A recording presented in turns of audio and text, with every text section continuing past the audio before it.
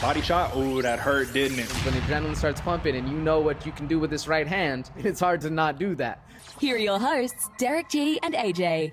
The Nigerian Nightmare returns against Colby Covington. We got a rematch. We got a couple of rematches on this card. Welcome to the Bloody Water Podcast, folks. We're previewing UFC 268 today, live at Madison Square Garden, fresh out there in New York.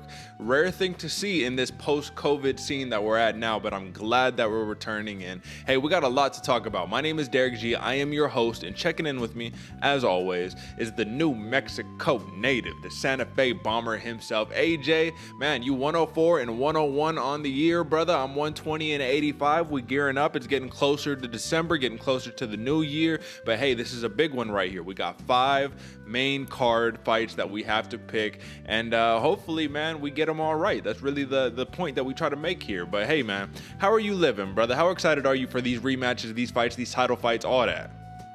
Man, after a couple of months of I guess not months, but a couple fight cards of somewhat duller events, not necessarily name recognition. There's some fights, there's some bangers on those ones, don't get me wrong, but this one, man, this one has all the makings for an absolute time out here in Madison Square Garden. I think they did it right. I'm very excited for these fights coming up, man, especially not just the main card, but the prelims, the pre-prelims, however they say, the early prelims. Then it's going to be fire all night long. Derick, how you doing, brother? No, I'm doing good, and I think I can agree with your sentiment, man. I don't know if it was a couple of months, but probably like one solid month of just lackluster UFC cards, which is like, it's hard to say that because if you compare it to a Bellator card or a PFL card or whatever, you're like, okay, no, clearly this is a better card. But at the end of the day, man, these are the cards that they were throwing left and right at us just a few months ago, man. These banging fights. Remember, we started off the year with Max Holloway versus Calvin Kattar. Like, come on, man, fight of the year right there. We still got that up for consideration and for contention. But what makes this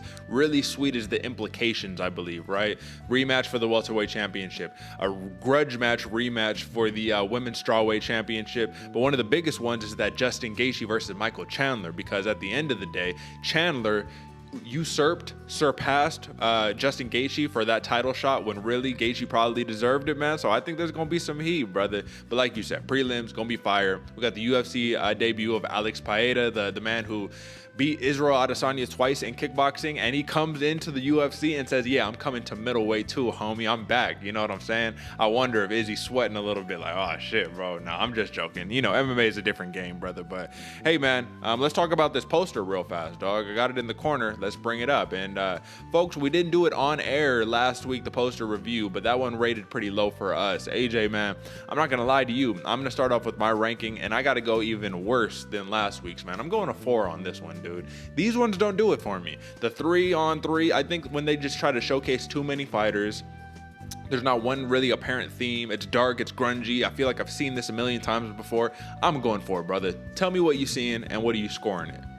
I agree, brother. I'm not really hyped on this one. It looks like they got every single one of the classic UFC poses where they walk up to the guy and they're like, all right, man, look tough. It's like, all right, I'm going to crack my knuckles. I'm going to hit him with the throat slash. You know, I'm going to point. I'm hitting him with the PowerPoint. Yeah, this looks hashed out. It's done. I'm not really a fan of this one too, man. I was actually thinking 4 as well.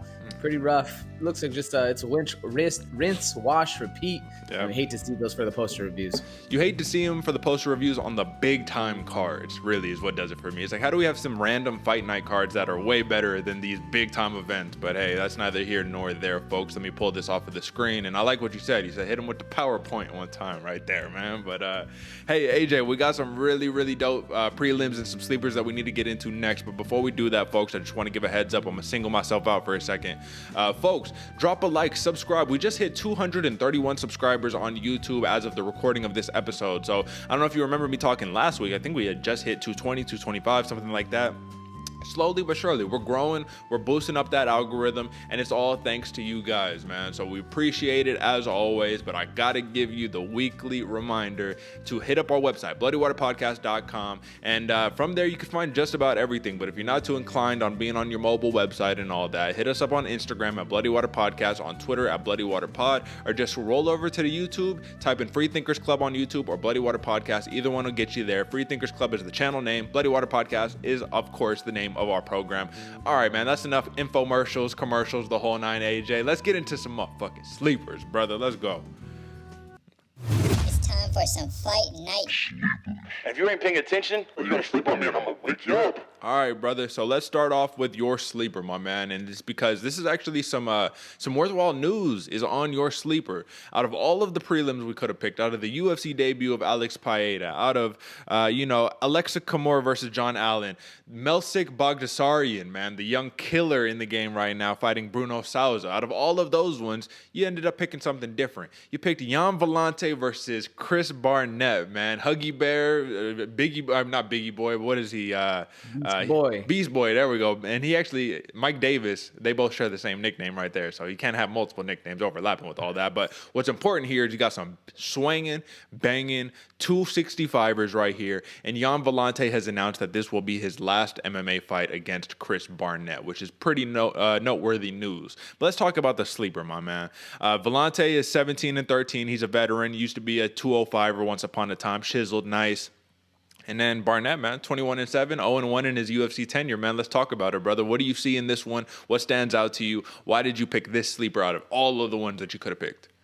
Man, Derick, I'm glad you noted the fact that there are other sleepers out there because this, like I said before, this card is absolutely stacked, man. We got Shabazian on the prelims. Like, there's craziness you could have picked him, but the reason I went this one is because this fight has all the makings for a barn burner, brother. Two big boys swinging for the fences, fighting inside a phone booth. I don't know about you, man, but that sounds like a fun time, something you don't want to be involved in, but you definitely want to watch from afar, grab some popcorn. This one's going to be crazy, man. Villante is best known as a brawler in his UFC tenure, lightning quick hands, chin ready for war. Barnett, he's good on the ground, but he can very easily, and I say very easily, be talked into a slugfest, man. This one's crazy. I see this one standing on the feet. People are going to be going to sleep, man. Villante has 2 wins by submission, but I don't see it hitting the ground at all, Derick. Do you see this one hitting the ground, or we seeing a slugfest? I think if this fight hits the ground, it's going to be similar to Barnett's last fight, where he's just going to get smothered, controlled, and he's going to lose the fight. And I don't think that he wants to rinse, wash, repeat his last performance, right? Nobody wants to repeat their UFC debut that went bad, right? So for Barnett, man, he's that slick southpaw with very fast hands, and if I were him, I would keep it on the feet. Not only that, man, it's Barnett comes from a Taekwondo background. He's been doing it his whole life. So to see a big man, and folks, like, you just need to, if you don't know who this man is, it's going to be surprising to hear us talk about him the way that we are, because this man is very similar to, who's the other dude, AJ, that we were talking about, where, like, don't let it deceive you. The man can move so fast as a heavyweight. Do you remember off the top of your head? There's a couple. Yeah, there's a couple, but neither here nor there, man. The man got crazy kicks that can come from all types of angles and directions, capable of those big throws that you're talking about, getting people on the ground. But I honestly think that he'll keep the fight on the feet if he wants to win. But for Villante, man, this is what we're talking about. It's going to be your not debut fight, but your retirement fight, I guess you could call that, or it's going to be the last fight you're going to have in the UFC. Why exactly would you want to keep it standing and risk getting knocked out, risk getting starts? That's embarrassing. And let me top it off with this, man. Unfortunately for Gian Villante, a staple of the UFC game, he is 7-10 in the UFC, and he is 3-7 in his last 10 fights, man. So when it goes wrong, it goes really wrong. We talk about momentum all the time, but listen, man, he likes to get his work done with the hands, man. So I think that it might be a slugfest, man. Are we on the same page there? Do you really think it'll go to the ground or what? Oh, no, man. I don't think this one's hitting the ground at all. I think these dudes are, especially being, I mean, I guess it's not the smartest pick if you're thinking, this is my last fight. I'm going to stand and trade with this dude who, Chris Barnett, he's a wild man as well. But at the same point, I almost think that is the way to go out, get remembered by the fans, really, really go out on your shield if it's your last time. And I think that's what these boys are about to bring for us, man. Well, let me just ask you this. Would you consider a Villante saying, I have to leave it all out there? Why? Because I don't want to retire and then look back on, like, dang, what if I would have did more? Why did I have this lazy performance? Why did I play it safe? I should have just went all out. This is the last time I could feel that adrenaline rush. I'll just say that Barnett, man, he is a performer. So I think that this is like those two together, man. I think that combination, fireworks, right? Oh, yeah, 100%, man. This one, like I said, this has all the makings for a barn burner, brother. Yeah. This is going to be fun. Okay, right on, man. So let me just tell you this before we move on to my sleeper on this one. What do you think the over-under on this fight is for Barnett versus Villante? I'd probably say 1.5. You're right about that, man. Minus 225 to go over 1.5, plus 185 to go under. What do you like there? I like the under. I like the plus on that one. Yeah, Okay. I mean, it might not be fight of the night, but someone's definitely going to sleep in this one, brother. And that's what we love to see right there, man. So, all right, man. We got, for my next sleeper, folks, we're talking about some welterweights here. We got the UFC debut of Ian Garry, man. This former Cage Warriors champion, and he's fighting Jordan Williams. And if you remember Jordan Williams, he's infamously known for knocking out RoboCop Gregory Rodriguez on the Contender Series. Comes up to the UFC in his debut at middleweight. Not really a middleweight. Gets, he loses the fight.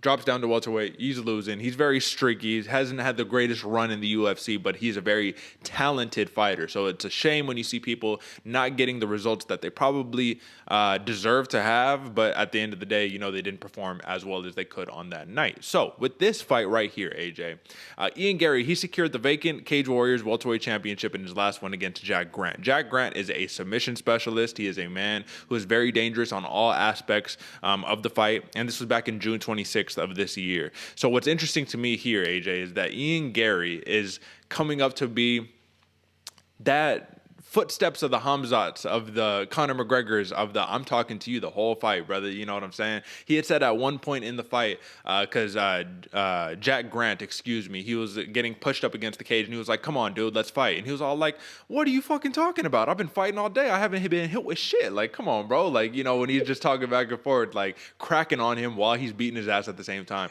which we love to see. And I think that's going to be part of the allure of this sleeper, because if he starts chirping at Williams don't take that shit, man. Well, I think Williams might start spazzing, might start real trying to crack on him, right? So with Williams, man, the ability to starch anybody is there. That's why I like the fight. You have a dude who's well-rounded in Garry. You have a dude who's well-rounded in Williams. But I'll tell you what, man. I want to ask you this question, actually, AJ.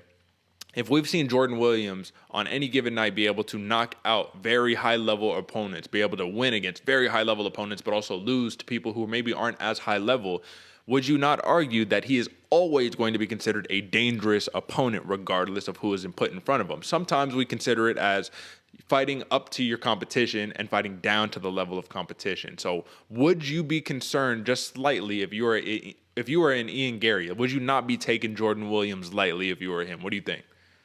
Yeah, I mean, you kind of almost have to, man, just because this dude, he's very streaky. He's been improving in the fights, but he got handled in that golf fight. I mean, pretty significantly. He looks good. He looks good on paper. His strikes, everything look clean, but this was really a must win for him. And Garry, I mean, I loved seeing Garry in that last fight against Grant, man, because he was in deep on some heel hooks too, and he just coming out easy, no problems.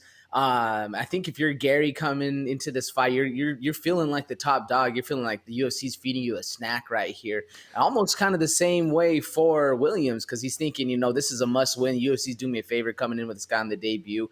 I think both the fighters might overlook each other, but I think that's a bad call because both these dudes are very slick either way. And that just calls for a banger of a fight right there. Both of them want to overlook each other. We're going to see when we get in the cage, brother. Come on, man. So, listen, man, at the end of the day, these are two really young dudes, and I would hate to see a Jordan Williams get cut after this if he were to lose. But Ian Garry is been on a hot streak, man. He's 7-0. He's undefeated.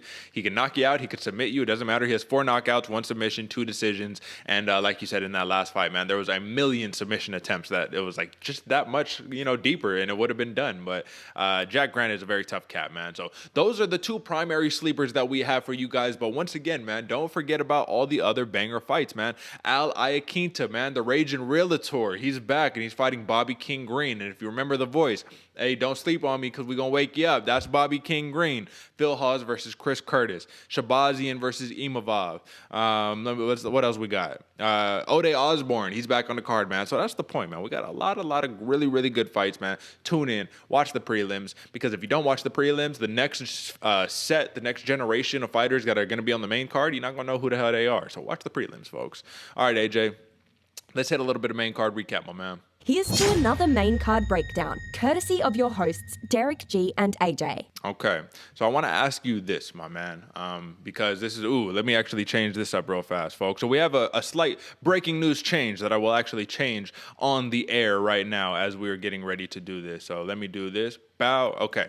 And for those who are listening, the change is just a graphics thing. So the UFC, reported by Ariel Helwani, actually has announced that Justin Gaethje versus Michael Chandler is moving from the 3rd fight in a row to the main card opener, which I think is actually probably a good idea because it kicks the card off of the bang, gets people interested, and you don't want to start off a pay-per-view fight with kind of a snoozer or a slow-paced fight. However, I wanted to ask you off of the bat, AJ, being that Trevor Whitman has 3 fighters that he trains on this card, and they were supposed to fight back to back to back. How do you think it changes with, let's just say, hypothetically, before we start breaking this down, Gaethje loses, Rose Namajunas loses, now Usman is up to fight. Is he sweating over there? You feel me? Is he like, holy shit, what's happening? Do you remember, really quick, AJ, when Zhang got knocked out by Rose Namajunas back, when they fought, right? I'm pretty sure there was a couple other Chinese fighters on that card, and they all lost. Like, all the Chinese fighters lost. So, in that kind of hand-in-hand, do you think that would play very badly for Kamaru Usman fighting Colby Covington, which is pretty much the closest fight that he's had in his championship run? What do you think? I think that's a slippery slope that could easily be ridden by Kamaru Usman. But I don't know, man. His mental game is super strong. He might take it as, all right, it's time to close it out for the homies. They lost. It's time for me to put on.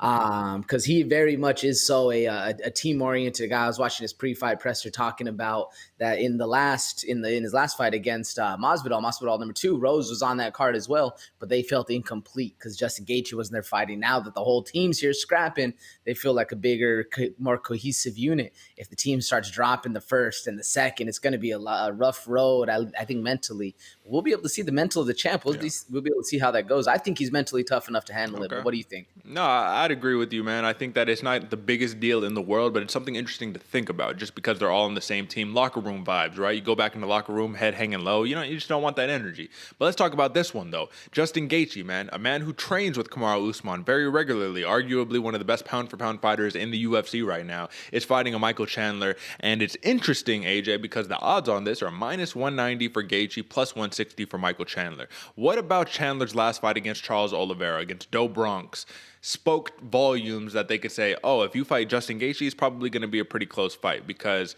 what's interesting is that, yeah, he had Oliveira in deep waters, right, in that first round, but he got just starched in that second, man. Technical boxing, he got it put on him, right?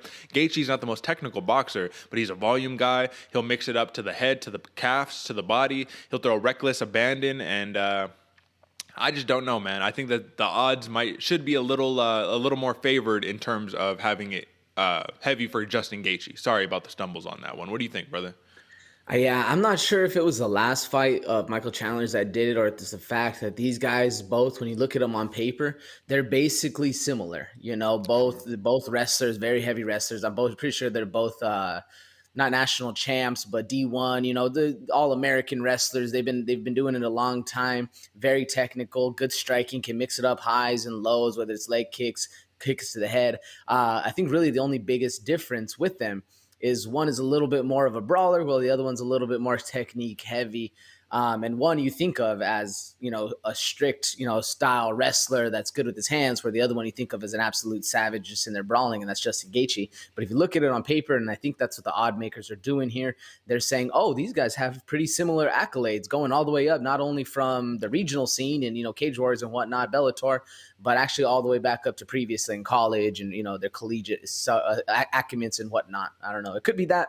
But if it is the last fight, it's just the fact that, Chandler is able to get starched real quick in that second round, and Gaethje packs an absolute punch. So we'll see. I mean, they both pack an absolute punch. We're talking about knockouts. 10 knockouts for Chandler in 22 wins, 19 knockouts for Gaethje in 22 wins. So a little bit of a difference there, you know what I mean? But when it comes down to it, man, Michael Chandler, what spoke volumes to me about his fight with Doe Bronx is that he got dropped with a calf kick in the opening, 30 seconds of the fight. And if that is going to tell us anything, that's going to tell us that Gaethje is going to be having a field day on those calves all day long, man. So I'm just going to give a little bit of a preview to my pick, man. I think that Michael Chandler's best odds of winning this fight are in the first round. I think as the fight goes longer, it's going to go more in terms of Gaethje, because Gaethje could fight through his cardio issues, right? He gets tired. He gets tired almost every fight, but he fights through it, which is crazy. And he just has that will to win that Michael Chandler starts wilting as the later rounds go on. I think that Michael Chandler has a ridiculous amount of first-round knockouts on his resume, if I'm not mistaken. And that's always good, but starting off with a ferocious pace is only good if you can maintain that pace, or if you can get him out of there early, because last thing you want is to say, all right, I left it all out there. I zapped out all my energy. oh my God, he's still here. You know what I mean? They're still right there in my face. They're not tired. Like, oh my God, what's happening here, man? So when it comes down to that technical boxing versus brawler style, though, AJ, I'm sure that you would agree there are holes in Justin Gaethje's game that Michael Chandler can exploit. And what I mean by that is, like, if you're not throwing technically, you're going to be open to catch a shot regardless, you know, whether you're throwing a big wing and hook, overextending on your shot, whatever. And I will say the right cross, left hook combination of Michael Chandler is absolutely money, dude. I'm pretty sure that's what he knocked out Dan Hooker was with that left hook. And then with Charles Oliveira, I think he put him down with like a right cross or left hook combo or something too, man. So he was able to drop back-to-back opponents. He's done it time and time again, man. The question that is really pertinent here, AJ, because we're talking about wrestling, I suppose. We already know what's going on with the striking. Chandler is a better wrestler than Justin Gaethje. I believe that. Do you believe that? I don't know. I don't know, man. I think optically, yes, like we've seen Chandler do it more, but we forget that Justin Gaethje was an All-American as well, and his wrestling is very stout, especially being there, having to wrestle Kamaru Usman all the time, who's an amazing wrestler in himself. I think we've just seen more of Chandler wrestling, so that's why I think he's a better wrestler. But honestly, Justin Gaethje is very well talented in that skill, and we just don't see him going to it because he likes to throw them hands. Well, I think Justin Gaethje is more like a Chuck Liddell in the sense where Liddell was a really good wrestler who used his wrestling to keep the fight standing, right? Like, that's the game plan. It's like, I'm going to be so good at wrestling, I'm not going to let you take me down. We're going to stay standing, pal. Like, I don't give a fuck what you want, right? But for Michael Chandler, I think it's more of that traditional freestyle wrestling where I'm going to double leg you. I'm going to get on the top control. I'm going to maintain that control. I'm going to ground and pound you. Justin Gaethje, he's the performer dude, like the Chris Barnett, right? He wants to have a show. He wants to go to war. He is very kind of like spiritual in that sense, where he's like, I got to go to that dark place, you know, and go and do X, Y, and Z, right? But do you see, or can you see Michael Chandler shooting in a double leg and just laying on top and controlling Justin Gaethje, kind of like a Khabib Nurmagomedov was able to? Yeah, I can actually, just because a lot of American style wrestlers aren't the best on their back. If they're able to get controlled and they don't have the jiu-jitsu to stand up, hit some sweeps, you know, anything of the sort of just hitting, or even once the ground hits and they don't just pop back up, it's a lot harder for that American style wrestler to actually get it going on the ground game. So I could see that happening. Whereas the other way around, I don't see Justin Gaethje being able to hold down Michael Chandler as much. What do you think? Yeah, it's just hard for me to see Justin Gaethje even utilizing that game plan of like, I'm just gonna like lay on top of you. Like, that, he's never done that. He just doesn't do that. That's not his style, unless he's about to just ground and pound you out or something like that. I mean, he's only got one submission on his entire resume. You know what I mean? So he likes to keep the fight standing. Calf kicks, AJ. How many does it take before Michael Chandler is on Queer Street? Ooh, I'm thinking 4, but he's probably going to get hit with like 13, 14. So do you remember in that Khabib fight, after, I think it was like the post-fight conference or something, Khabib even said that he was like maybe 1 or 2 away from being done with those calf kicks of Justin Gaethje, kind of arguing that Gaethje has some of the hardest calf kicks the man has ever felt. And he uses them correctly. He's not one of those, I'm going to spam you, right? Get checked a million times. Like, he's very strategic with it. I'm going to mix it up high, low, head kick, calf kick, calf kick. I'm going to beat it. Like, he says that he wants to bank in those calf kicks early so that as the fight progresses, he's already got that money in the bank, right? It's kind of like a body shot, but just to the calf. So it's interesting because in terms of numbers for Justin Gaethje, 7.46 significant strikes landed per minute at a 59% clip, damn near 60%, brother. That's crazy. 50% clip for about 5 significant strikes for Chandler. So they're both high-level strikers with a high volume, high accuracy.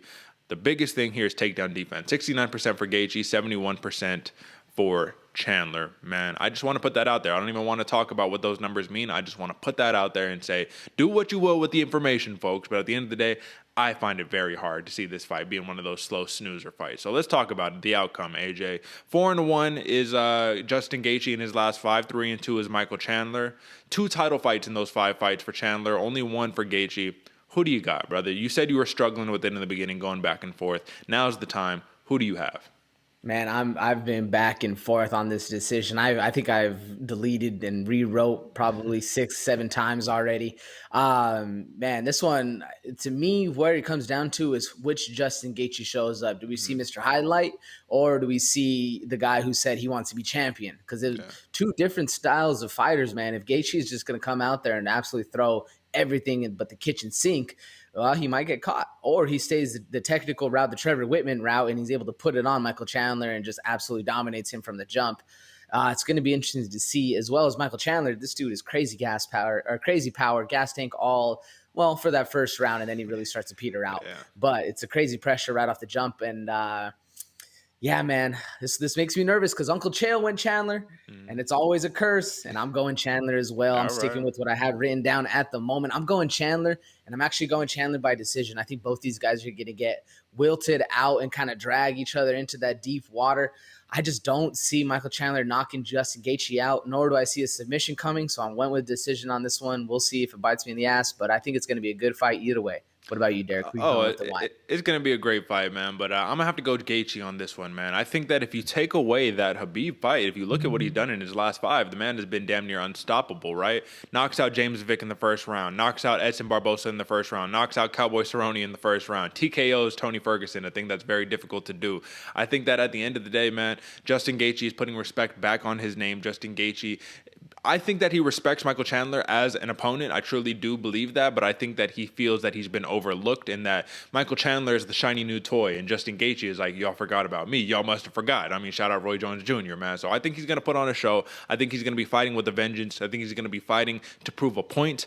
And I think that when you just watch their film, man, Gaethje is a wild man, and it's hard to control the wild man. He's not a wild man like a Johnny Walker. He's a different type of wild man where his wildness has worked for him 22 out of 25 times, man. And if you think about it, against Khabib, if it weren't for him getting ragdolled all over the floor, if it was a stand-up fight, you never know what would happen in that one either, man. So I'm going with Justin Gaethje, man. But I'm taking a different approach in terms of the results, man. I'm thinking that we're going to see probably like a second round knockout or something like that, man. I think we can go back to just how Del Bronx versus Chandler was, second or third round. And what's interesting, AJ, is the over-under on this one is 1.5, man. Minus 120 for the over, minus 110 for the under. So I'm taking the over on that one. It looks like we both are, but we're taking just a little bit of a different approach on that one, right? Because it's only a 3-round fight. So you're going 3 rounds. I'm going maybe like 2.5. We'll see what happens right there. Good fight, though. Good fight. All right, man. This is a bout that I'm really, really excited for, man. This is the return of Billy Q, but he's fighting a monster in number 14th ranked Shane Burgos, man. And if you remember Shane Burgos' last fight against Edson Barbosa, he suffered the delayed TKO, the flash delay, wobble back down. You know what I mean? It was crazy. It was crazy to see, but he's taken a lot of time off, and he's back, and he's ready to get him, man. But Billy Q is a very interesting challenge in it of itself. So let's talk about it, man.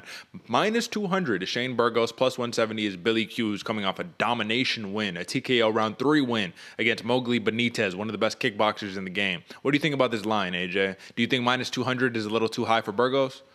Yeah, I'm a little interested in why that's the case, man. I think it's a little too high. Don't get me wrong, Shane Burgos, I am also very high on his talents, man. This dude can absolutely crack, solid boxing, good power, sharp jab. This dude can get it done, but a minus 200 against our boy Billy Q, man, they doing something dirty over there. And especially with Burgos coming off the L and Quarantillo coming off the dub, it's crazy to see that the odds are that shifted, I guess. Yeah, that skewed, that swayed. No, I agree with you, man, because the big thing that Billy Q showed off in his last fight is his grappling chops, man. His ability to get the fight to the ground, control you there, take your back, and, damn near choke you out. So Shane Burgos is a man who, he's never been submitted. He's only been knocked out twice and only lost 1 decision, so shouldn't be too worried about him getting submitted in this situation. But I do think that his biggest strength is on the feet as a boxer. So if Billy Q can neutralize that and weaponize pace at the same time, which he is known to do, I just think it'll be a lot closer of a fight. So I don't necessarily agree with the odds, but I want to talk over-under real fast. 2.5 is the over-under on this one. AJ, minus 135 for the over, plus 105 for the under. What do you like there?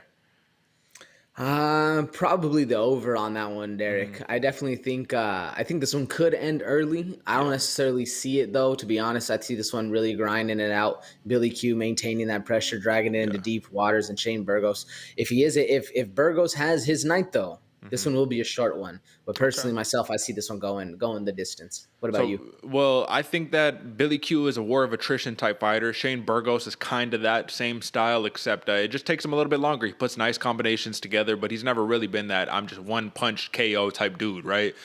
So in terms of knockouts, right, Burgos has been knocked out twice. Billy Q has only been knocked out once. His only other 2 losses are via decision. I think the over might be a good bet on this one, man. The odds makers agree, minus 135 there for over 2.5 rounds. So we might see a decision in this one, but I think it'll be a very hard fought fight regardless, man. So significant strikes landed per minute, AJ. I just wanted to bring this up. 7.29 at a 50% clip for Shane Burgos. That sounds impressive, right? But wait till you hear Billy Q's. 7.08 at a 64% clip. So he lands at an even higher percentage, just a little bit less volume, but still 7 and 7 right there. Defense, 58% for Shane Burgos, 43 for Billy Q. So not that hot for our guy. Takedown defense, which is what's important for what we were talking about here. 89% for Burgos, 57% for Billy Q. And if you remember the fight that he had against Gavin Tucker, he got ragdolled around the cage kind of the whole entire fight. So it's going to be an interesting one, but let's just talk about the different styles. As we said, Shane Burgos is this boxer, right? Technical, crisp combinations. And Billy Q, as much as I love the man as a fighter, throws big, loopy shots. But when he throws big, he lands big, man. So it's weird because we talked about it in prior episodes. When you throw from weird angles, technical boxers don't know how to move and react because it's not from a technical angle that they're throwing it from. So with that being said, what would you see? What is a higher likelihood? Shane Burgos technically just piecing up Billy Q, getting him out of there just with the boxing, or Billy Q just hitting Burgos with one that stuns him or something like that, the way that Barbosa hit him. I think it was like a right hand that Barbosa hit him with, and he just, oh God, I don't know what's happening. You never know, man. The chin could be a little bit weakened after that last fight. Like, you truly never know. What do you think? I think we're more likely to see Billy Q doing some crazy, funky angles and catching Burgos than anything.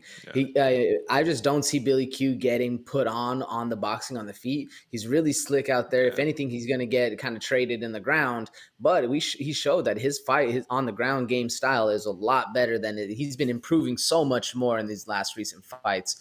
What do you think? Which one do you see going first? Well, I could see Billy Q, and I don't want to play too favorite because I know we're fan favorites of Billy Q here. Like, folks, we clearly are, but being objective about this, I can see Billy Q using his dirty boxing grappling style to push Burgos up against the cage and then try to get his work done there and neutralize that crazy technical boxing that Burgos has. I don't necessarily see him saying, let's stand right here in the middle of the cage, go, foot in the tire, and we're just going to start boxing. Like, I don't necessarily see that because I think Burgos, that's his style all day. But then again, Burgos has a granite chin. He's a true warrior. And, bro, he has pressure. He's a pressure machine too, but he has these short combos where he doesn't fully extend. It's just short, right there.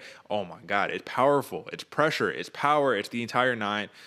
But he stands very heavy on his lead leg. Once again, I think Billy Q will be able to take advantage of the calf kicks. This is another one where I had to go really, really back and forth. But the thing that edges this out for me, and I'm going to give basically my pick here, is Billy Q's grappling is something that we just don't see from Shane Burgos too often, man. And that's the one X factor that can completely change the tide of a fight. And you never know. It could be 1-1 going into round 3. It's very close round 3, and then Billy Q gets a takedown at the end of the round 3. And we've seen how that impacts the judges before. So I'm going to go Billy Q here, man, and I'm going to decision win. I'm taking the over on that one. The over at minus 135.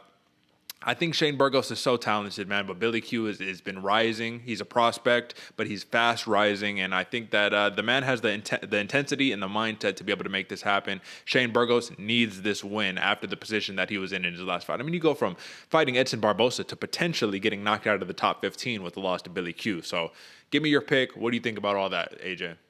Yeah, I agree with you, man. Definitely Burgos needs this one coming up for sure, especially dropping 2 of his last. And I agree, man. Burgos is a killer out there. It's very interesting to see how he's going to come back after that delayed knockout because the chin might have held up, but the brain and how it was rocking inside his cranium definitely did not look good for him. And Billy Q, trying to not be as biased like you said, but this dude is a machine out there for the pressure. And I do think it comes down to that X factor of him being able to nullify the boxing of Shane Burgos and make it Billy Q's fight. Gritty on the ground, up and down, and they both got hands. Arguably, Shane Burgos is better handed. He has better boxing skills, but Billy Q is no slouch in that department at all. So me personally, man, I'm going Quarantillo by decision as well. Billy Q getting it done in the late rounds. And we can see, like you said, one of those crazy things where it's a 1-1 going into round 3. Billy Q gets a takedown, maintains dominance on the ground pressure, and there he goes. He gets a decision. I do think it's going to be a pretty close fight, but me personally, like I said, Billy Q by decision. it's either way going to be really entertaining to watch. Yeah, man, I agree with you too. I do think Shane Burgos has better hands, but Billy Q is a more well-rounded package in my opinion. And the boxing, he's going to have to nullify it because Burgos has a 5-inch reach advantage. So easier said than done. But we're pulling for Billy Q right there. Underdog pick plus 170, folks. Take that for what it is worth right there. All right, AJ. Move on to this next one, man. Frankie Edgar, dog. Come on. The answer. Number 8 ranked in the bantamweight division against Chito Vera, number 13th ranked in the bantamweight division. Now, this is a fight that got announced kind of like quite a while ago, man, but it's still kind of surprising to see because Frankie Edgar, is coming off of that KO loss where he got turned into a statue by the Sandman, Corey Sandhagen. And Chito Vera, man, he's just continuing, his streaky ways, right? So in his last 5, win, loss, win, right? He beats Andre Ewell. He TKOs him in the round 3, loses to Song Yadong, unanimous decision. TKOs, knocks out Sean O'Malley, even though some say that never happened, right? He TKOs Sean O'Malley in the first round, win. Loses to Jose Aldo, unanimous decision, where Jose Aldo showed off some of his grappling chops, man, some of the underrated aspects of his game. Then gets back in the win column against Davey Grant. So it's been very, very hard for Chito Vera to put together 2 wins or even 2 losses. But, they say you're either winning or you're learning. You're winning or you're growing. So, and I think that Chito Vera, man, he's got opportunity to actually put a streak together here against Frankie Edgar. Now, Frankie Edgar is 2-3 in his last 5, but he's fought killers, bro. He's fought Cub Swanson, UD win. Max Holloway, lost, UD, clearly. Korean Zombie, lost TKO round 1. Pedro Munoz, win, split decision, even though AJ, that's a contested win right there. Media scored that fight 19-4 in favor of Pedro Munoz. So some could say robbery, I'll just let you decide for that, folks. And then, Corey Sandhagen, he loses. So arguably, he could be like 1-4 in his last 5, but he's 2-3, and he has a very, very tough opponent in Marlon Vera coming up right here, man. So how do you see this fight playing out, AJ? If you're Frankie Edgar, I mean, you need a win. You need a win. So by any means possible. If you're Chito Vera, you got to figure out the puzzle that is the time-tested OG veteran, former champion Frankie Edgar. How does this fight play out in your eyes, AJ? See, me personally, man, I think Frankie Edgar is going to be on that front foot. This dude is so well trained. I was watching, I watched the Corey Sandhagen knockout, which, didn't give the best tell of Frankie Edgar. But then I watched the Pedro Munoz fight and a couple others after that. And this dude is so well trained. He almost looks robotic. Like he has everything, and that's not like a joust or a jab or anything, man. This dude is so good that he looks like exactly how you want it. If you showed somebody a film and like, yo, this is the perfect fighter, go watch Frankie Edgar because everything, no wasted movement, head stays offline, feet move at the same time as his hands do, but his head stays off center line, so he's hard to hit. This dude is really good, man. All about movement. Very classic wrestler. So I do see this one playing off where Frankie Edgar is taking that front foot, taking the pressure approach where Marlon Vera is trying to land those leg kicks, trying to strike from range, and then Frankie Edgar ends up taking him down. We might see something along those lines of wrestling coming forward. It's going to be interesting to see how Marlon Vera handles this, though, because this dude, Marlon Vera, he's an absolute dog. Yeah. Dog out there, bro. This dude, you want to see a fun fighter, go fight Marlon Vera, go watch his fights. It's very interesting. What I like about him, he's always in the gym. He's always training. You see any video that anybody releases from Rufus Sport, anywhere he trains out of, and he's one of those fighters that bounces around different gyms. So you can catch him in a couple different videos. He's always in the back training. Like, what's up? Always, every single video, man. This dude's always getting it in. It's going to be interesting to see.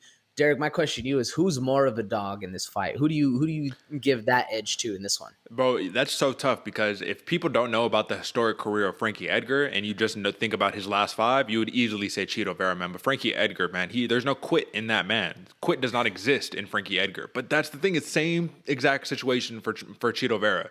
Except for Chito Vera, he's more open about that David Goggins, I don't give a fuck style. I go in there and we fight, fuck the referees. We go and do this, right? But I just think this is a young man's sport. And Frankie Edgar is 40 years old. Chito Vera is 28. And AJ, the old proverb that always sticks around is that wisdom is a gift and a curse because the wiser you get, the less risky you become. And with Chito Vera at a prime age of 28 years old, there's a lot of risk left in him. If you're Frankie Edgar, Do you want to go through an absolute war, a life-changing war at 40 years old when you're basically at the tail end of your career? He says he'll always be fighting in some capacity, but let's be realistic, man. You know, there's times where you think in your head where you're like, dang, I'm actually thinking, like as you get older and more mature, you're like, I'm actually thinking about the consequence of my action before I do the action instead of just impulsively just doing it, right?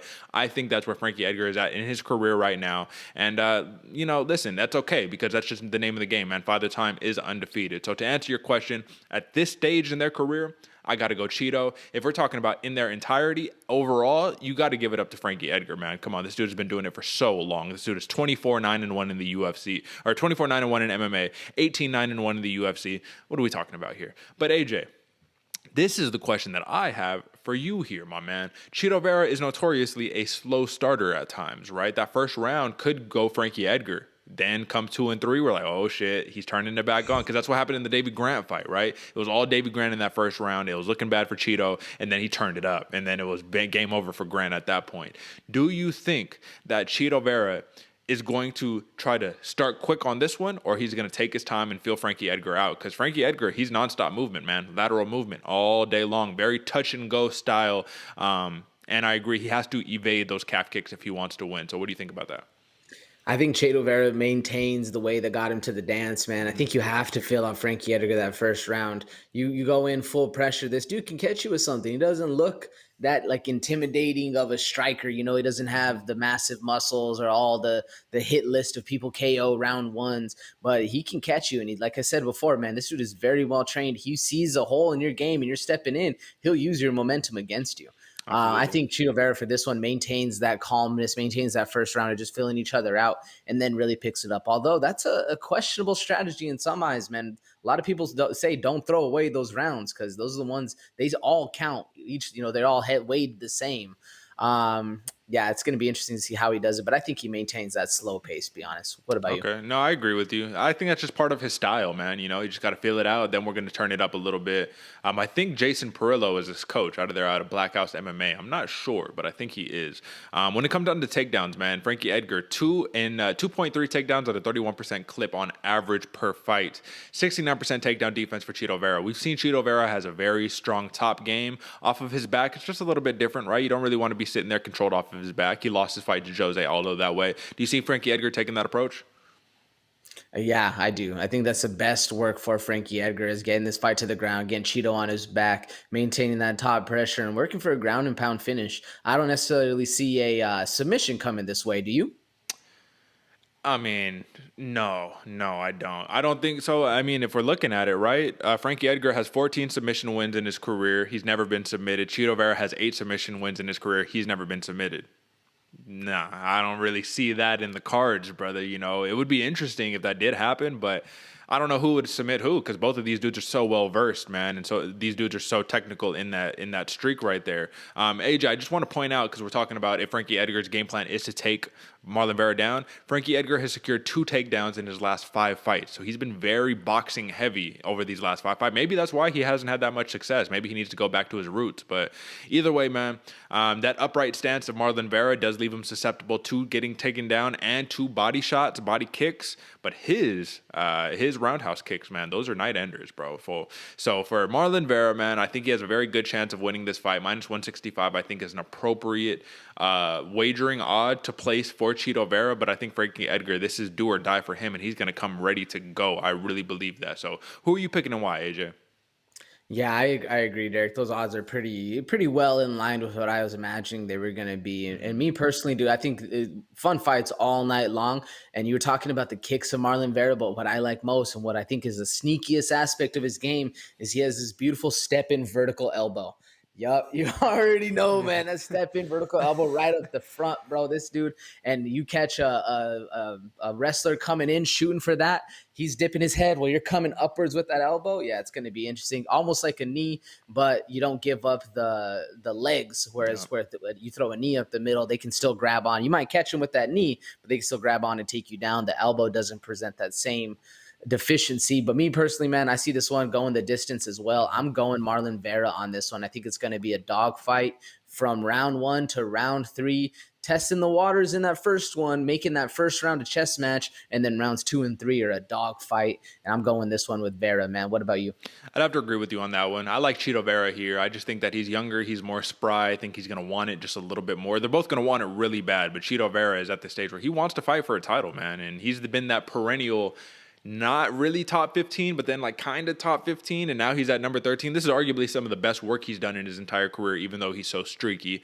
So I'm going Chito Vera. I'm going unanimous decision, and that's in line with the odds makers who have the over-under at 2.5, minus 180 for over 2.5, plus 150 for under. So it looks like we're both taking the over on that one. We're both taking the 165 favorite in Chito Vera.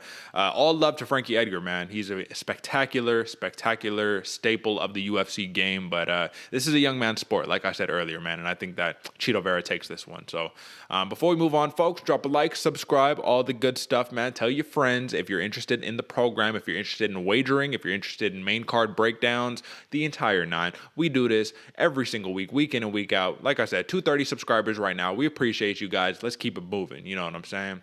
Co-main event, AJ, the champ, Rose Namajunas, man, is a minus 105 underdog against the minus 115 favorite and number 1, Zhang Weili, man. This is a grudge match. This is one for the ages. The first one didn't really end the way that Weili wanted it to. Very contested, but Namajunas timed that leg kick, or the fake to the leg, brought it up for the roundhouse over the top, starched her, man. It was picture perfect. And I actually watched a breakdown. It might have been Dan Hardy that did it. You know, shout out to Dan Hardy over there at what is it, Full Reptile, that he's doing over there with his breakdowns, the War Room and stuff, where he basically broke down how Rose Namajunas was doing these kind of like leg feints. Like she was like, all right, I'm going to go to the leg, bow, I'm going to go to the leg. And Zhang Weili had this, you know, where you move your hips back, because the key to defending a calf kick is not to check the kick, it's to be out of the way, not be there for the kick. So she got so comfortable with that she kept her eyes down low, everything except brought the kick up top. Weili didn't expect it. Good night. That's it. Won her the championship, and goes to show why Rose Namajunas is so dangerous of a fighter, man. It's because her boxing IQ, her kickboxing IQ, her timing, her range, it's all money right there. It's also cerebral. But I think if this fight goes over a minute, AJ, if Zhang Weili manages not to get knocked out in the first minute, we're going to see a much different fight on our hands. More similar to the split decision fight, the fight that ended in a split decision between Rose Namajunas and Jessica Andrade.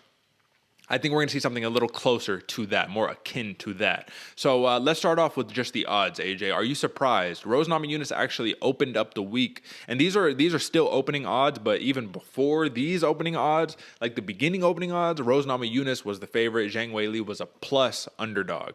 Now it is switched, and even though these are opening odds, the current odds as it stands right now, I think Rose Namajunas is like plus 100, and Zhang Weili is like minus 150 or minus 115 or something like that. But with these opening odds right here, AJ, are you surprised? A little bit, to be honest with you, Derick. I'm a little, especially just coming off of what happened. How I play this off in my mind is Rose Namajunas is a little bit not worse in the rematch, but things seem to go a little bit longer. Like in the let me pull it up. In the JJ fight, first fight, KO round 1. Yeah. Second fight, unanimous decision. Same thing with Andrade. She lost that first one, round 2 slam, but then the next one she won by split decision. So it tends to be that the second fight lasts a little bit longer. Oh, yeah. So it could be that's where the favoritism is coming from. But I honestly had Rose as the favorite in this one. I'm kind of surprised that she's the underdog. What do you think? I think Rose should be the favorite because I think she has the mental advantage over Zhang Weili, being that she's already defeated her. I think that she has just the intangibles right there of being a multiple-time champion, you know, not just a one time, but a multiple time. She's beat some of the best to do it. I mean, you beat Joanna Jędrzejczyk twice. Come on, what are we talking about? You beat Jessica Andrade. You beat Zhang Weili. Like, that's a hit list right there. However, man, that's the cost that comes with being the champion is you have to fight these people, even if you have to do it time and time and time again. Just like Usman is about to fight Covington again, right? So for Rose Namajunas, man, she's 5'5", 65-inch reach. Weili is 5'4", 63-inch reach. Everything is the same as the first matchup, man. We just got to see how a longer fight takes place on this one, man. So I want to talk about the great lateral and in and out movement of Rose Namajunas, man. Do you think that's going to be effective against a Zhang Weili? Because I think Weili's best prospects of dominating the fight in the way that she normally does, pressuring forward, getting Rose in the clinch where she's notoriously kind of weak in that clinch. I mean, Jessica Andrade manhandled Namajunas in the clinch. Weili manhandles people in her clinch. Do you see this being a rangier Rose Namajunas just all around the cage the entire 5 rounds, which would be pretty tough to do? Or is Weili going to have those spots where she's able to explode and get some of those power punches off? What do you think? Yeah, I think it's going to be Rose Namajunas dancing from the outside, kind of trying to maintain that distance, whereas she's basically playing Olay with Weili Zhang. Where Weili, she's amazing. That pressure forward is on point. Power is crazy in those hands and the feet as well. And if Weili Zhang has it her way, man, Zhang Weili, however you say it, I'm messing it up. But either way, if she has it her way and she's walking her down the entire time, Rose is really good about circling out and maintaining that distance. We know that the Trevor Whitman camp is going to come in with a crazy game plan, and I do think that's about it, man. Just maintaining that distance, playing off of your strengths while delineating hers as much as possible. How do you see this one playing out, Derick?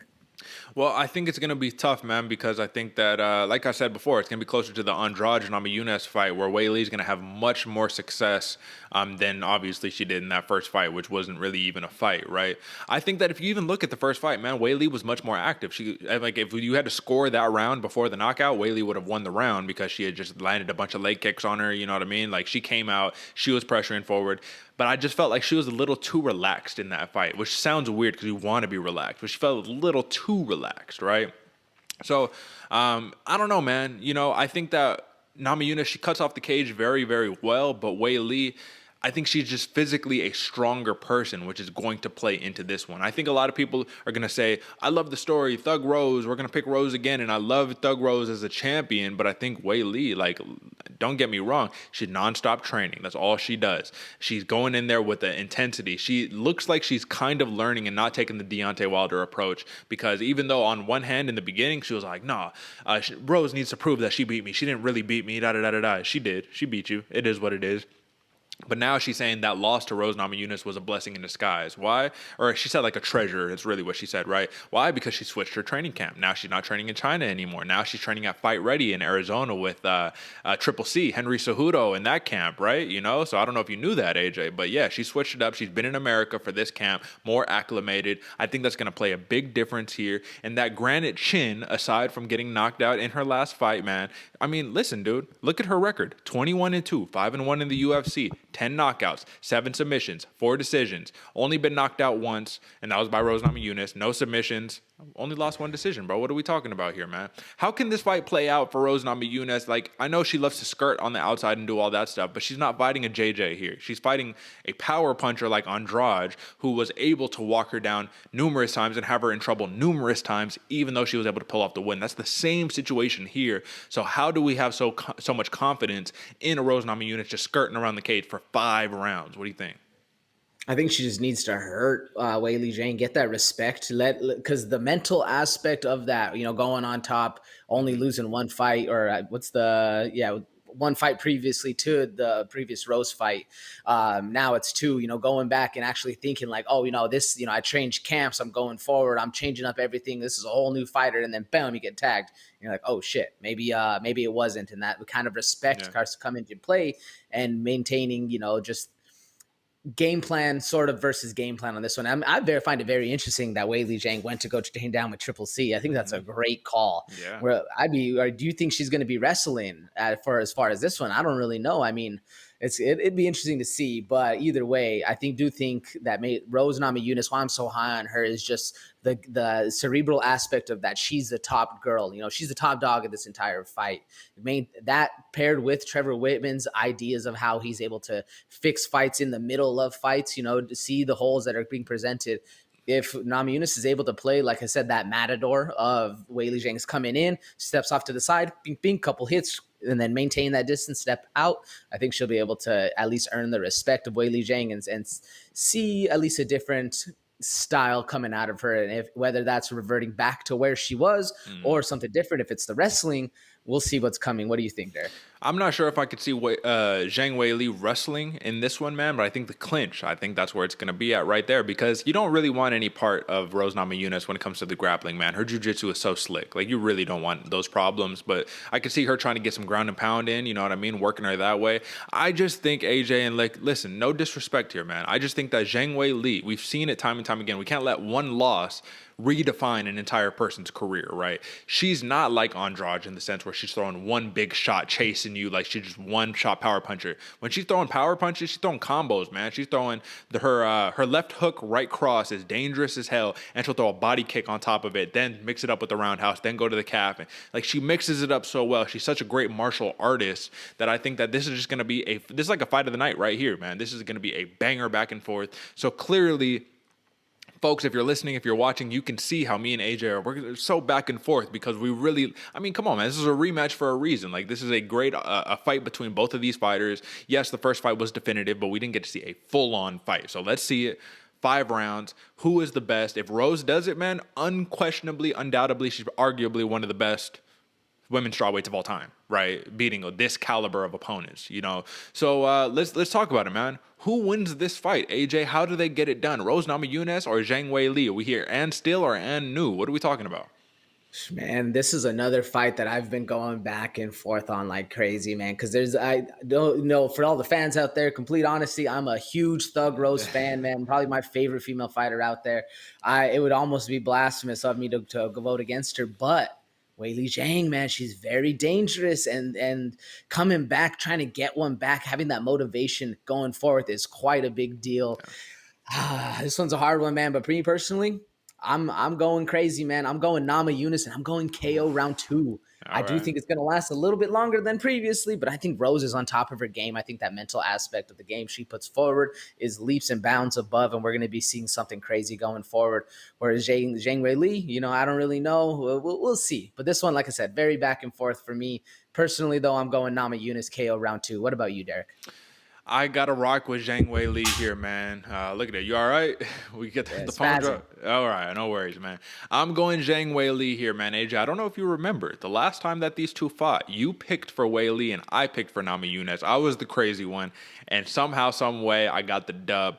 I'm going crazy again here, man. I'm picking Zhang Weili and new two-time women's strawweight champion, because I do personally think over the course of 5 rounds, Weili is going to be a little bit too much. Is going to be able to wilt Namajunas, work the body, work the legs, clinch work, the whole entire 9. And I think she gets it done via decision, man. As much as I want to call it TKO for Weili, I think Rose Namajunas is as tough as they come. And unless you're slamming her on her head, a la, you know, Jessica Andrade, it's really hard to get her out of there, man. She's such a skilled fighter, man. And I don't want to see her lose her title, but I want to get my pick right. So I'm picking Zhang Weili here, man. It is what it is. Like I said, we're both biased here. Love the story, love the narrative. But X's and O's, I think Weili is a little too much and is going to be motivated as ever. And if she keeps her head on right, if she doesn't get angry and she stays focused like a true martial artist, I mean, come on, what are we talking about here? So that's the pick for that one for the co-main event, man. But we got one more title fight that we need to talk about, AJ. And listen, man, this is grudge match written all over it. Kamaru,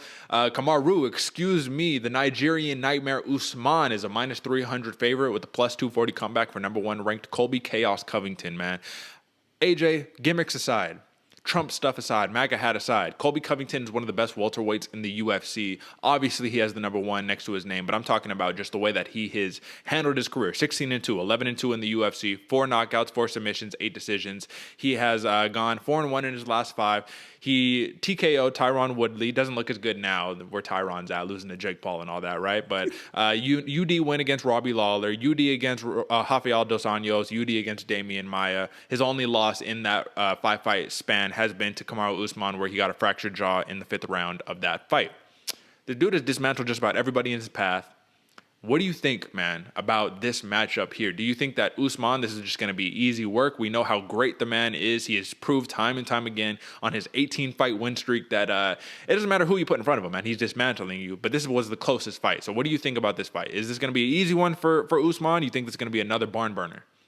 No, I think this one's going to be easy for Usman, man. We've seen him get improved with each and every guy, and he's already on the top of the division, and he still keeps improving, bro. This dude, there was a while, back. This was back in the Portland days, Derek, where I was doubting Kamaru Usman, man. I wasn't necessarily sure about the Nigerian Nightmare, but I'm full game now, bro. Usman is an absolute killer, and watching because the X's and O's, it was an amazing fight, back and forth. A lot of people had, I think it was Colby won round 1, 3, and 4, if I remember correctly, and Kamaru won that second round until he got the finish.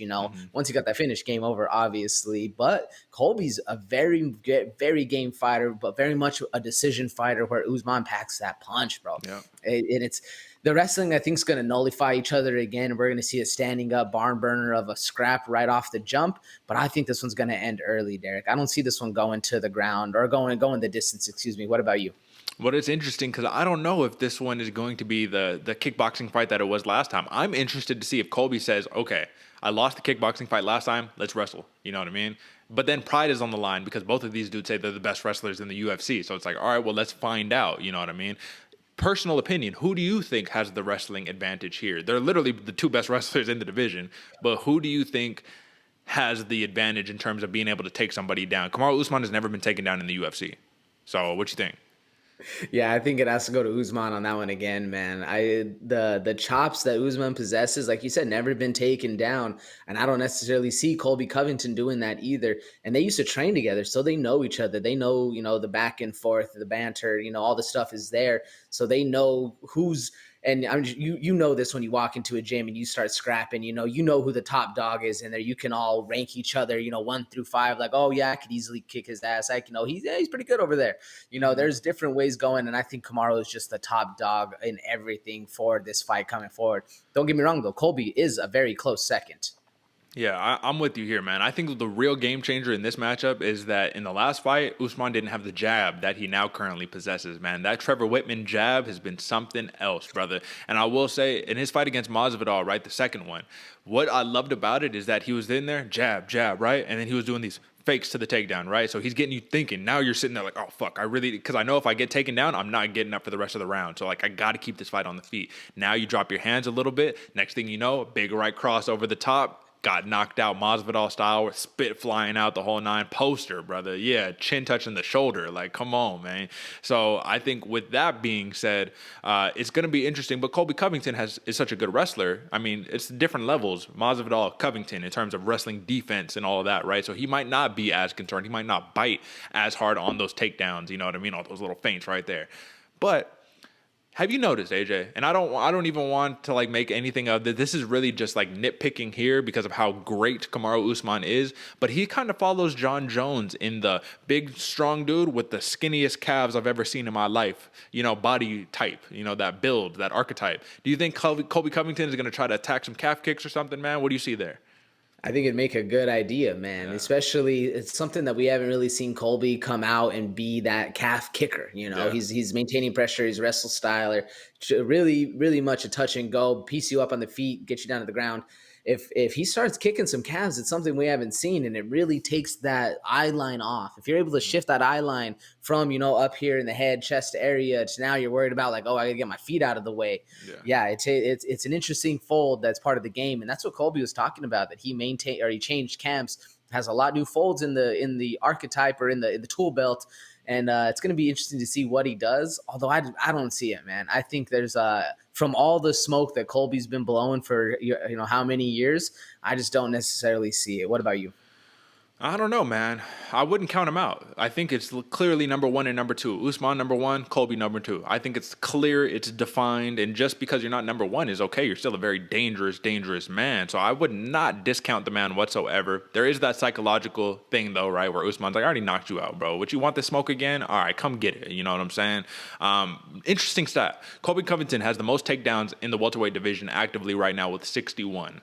So, I mean, you can't discount that, right? The man takes his opponents down. He does it time and time again. Complete grinder, pressure fighter, underrated kickboxing too, man. So, I wouldn't discount Colby Covington's kickboxing. And if I'm not mistaken, I think he had Usman hurt in their fight at one point in that fight, man. So, it can happen. It can totally happen.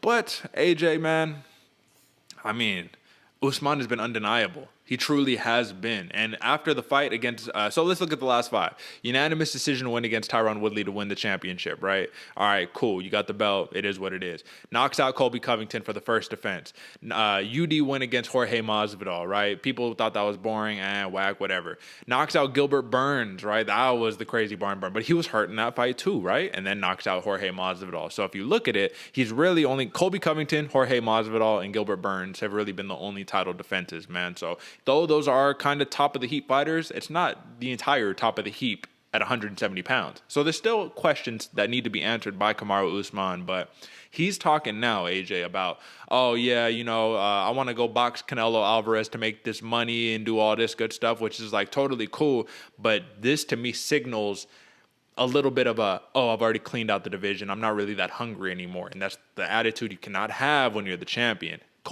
He's hungry, man. He's hungry. He wants to take that belt, and he wants to go take it to the White House and do all the bullshit. Maybe not now, but, once upon a time, that was his whole gimmick and spiel. And Stiller and New, brother. Where are we going on this one? I'm going with and still, brother. I think I agree with you though when I heard him talking about we might get the pound for pound versus the pound for pound.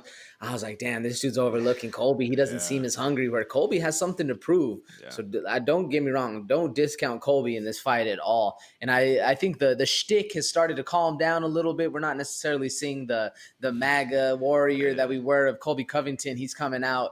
I don't think he had a Trump hat this time. He had the fire department and the police hats this time. So a little bit toned down Colby Covington, but maybe a more savage in the ring. We'll see. And but I still think it's Usman, bro. I'm going Kamaru Usman, the Nigerian Nightmare, KO round 2. I think he gets it done a little bit faster. Like I said, dude, this dude's been improving with each fighter he has, and the more tape he's able to watch, especially with Trevor Whitman, I think Trevor Whitman's winning all night long. Well, maybe not that Justin Gaethje fight, but I think either way, with him in his corner and the tape and the technique and the game plan going forward, I think it's a very dangerous combo that they have together, man. I'm going Kamaru Usman KO round 2. What about you, Derick? All right, man. I'm going and still on this one. I think Usman does get it done. I think it'll be a much closer fight than anybody ever anticipated, though, man. So I'm going decision.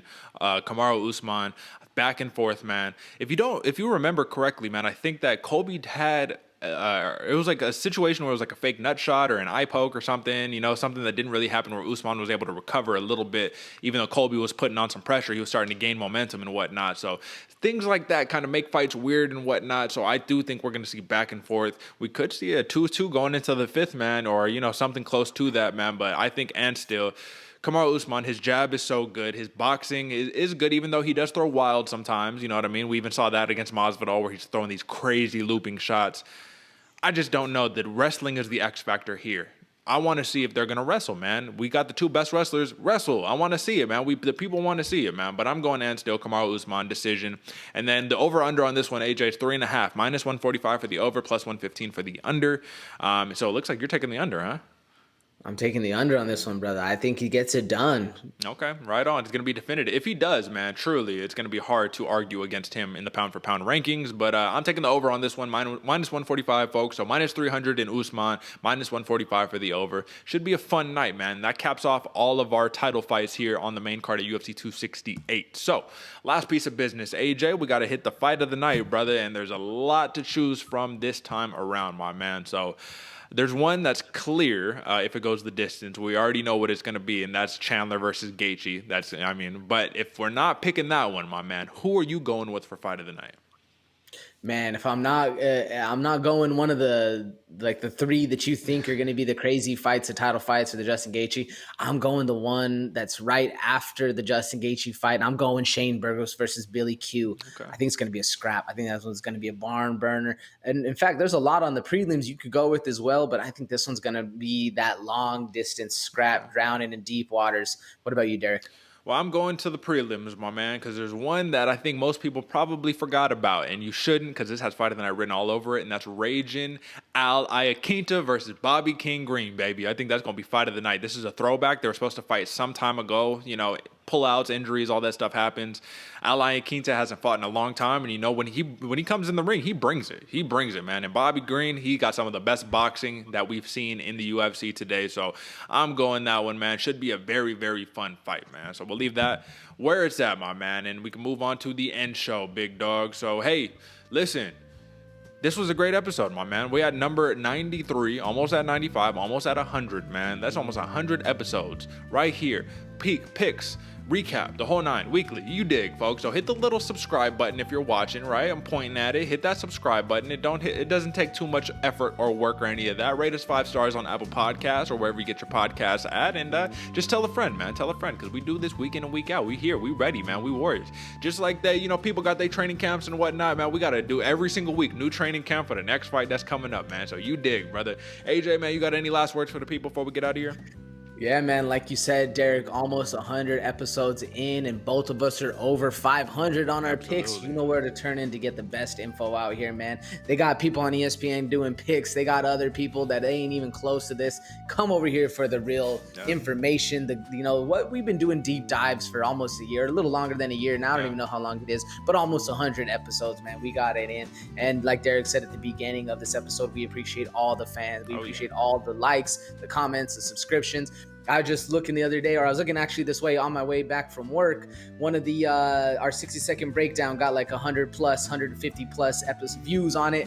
Leave some comments, man. We see you watching. We appreciate it. All love over here. We see it. We love it, man. Yeah, that's it for me, Derick. Absolutely, man. So hey, pleasure and honor as always, brother. But we'll be back, right?